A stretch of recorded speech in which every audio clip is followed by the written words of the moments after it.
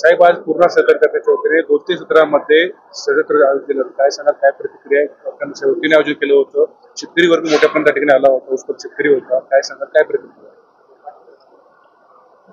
पूर्णेचे सभासद नवीन शिकण्यासाठी नेहमीच उत्स्फूर्त असतात. ऊस शेतीमध्ये आर्टिफिशियल इंटेलिजन्स याची अजून चर्चा आहे. प्रत्यक्षात महाराष्ट्रामध्ये शेतकऱ्याच्या शेतापर्यंत ते पोहोचलं नाही. ते शेतकऱ्याच्या शेतावर पोहोचावं त्या दृष्टीनंच आम्ही आज 3 मेळावे ठेवले होते. तिन्ही ठिकाणी मोठ्या प्रमाणात सभासद शेतकरी आले आणि मला विश्वास आहे की हे तंत्रज्ञान शेतकरी स्वीकारतील. स्वतःचाही त्यातून 30% उत्पन्न वाढवतील आणि कारखान्याचा गाळप हंगामही मोठा होऊ शकेल.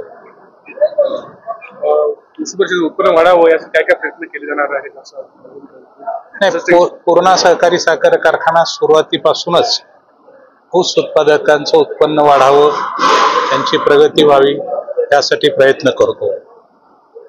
83 मध्ये आम्ही सुपर फॉस्फेट खत आणि बेनं दिलं होतं. त्यानंतर एक बोरवेलची योजना शेतकऱ्यांसाठी काढली होती, ज्यात इन्शुरन्स होता.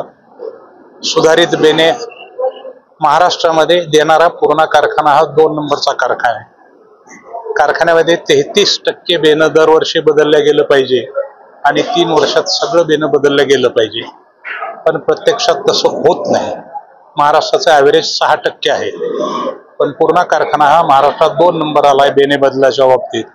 आणि आता हे या तंत्रज्ञान सुद्धा स्वीकारून शेतकऱ्याचं जवळजवळ 1.5 पट उत्पन्न आणि खर्चामध्ये 25 ते 30% बचत या माध्यमातून आम्ही करणार आहे.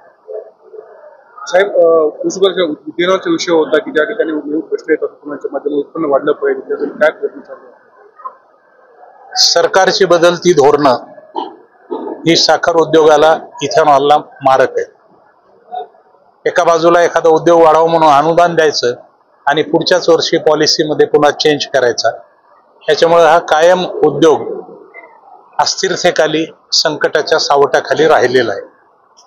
केंद्र सरकारनं ह्या बाबतीत दीर्घ मुदतीचं धोरण आखणं आवश्यक आहे. साहेब, शेवटचा आणि महत्वाचा प्रश्न, आपण साखर उद्योगाचे राष्ट्रीय अध्यक्ष आहात, तर आपल्या सरकारकडे काय मागणी असेल, शेतकरी असेल किंवा कारखानदारी बाजूने आपल्यासाठी उत्पन्न महत्वाचं आणि कारखानदारी महत्वाचे आहेत, तर आपली अध्यक्ष नंतर शासनाकडे काय मागणी असणार आहे, काय पाठपुरावा असणार आहे? नाही, माझी साध्या मागण्या आहेत. कारखाने शेतकऱ्यांचे जर टिकायचे असतील तर ऊसाचा दर वाढवणं आम्ही स्वागत करतो. पण ऊसाच्या दराबरोबर साखरेची किंमत सुद्धा वाढली पाहिजे.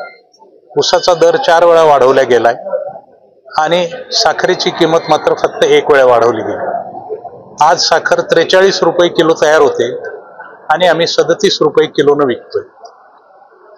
इथेनॉलच्या बाबतीत सुद्धा हा उद्योग 300 दिवस चालला पाहिजे.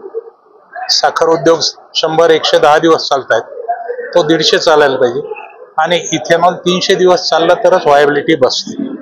आता पर्याय सांगतात की तुम्ही अन्नधान्यावर करा, मकावर करा, तांदळावर करा. उद्या सगळ्यांनी जर केलं तर तांदूळही पुरणार नाही, मकाही पुरणार नाही. त्यामुळे दीर्घ मुदतीचं धोरण, वास्तववादी धोरण आणि शेतकरीही वाचला पाहिजे, कारखानाही टिकला पाहिजे, या दृष्टीनं धोरण घेणं गरजेचं आहे.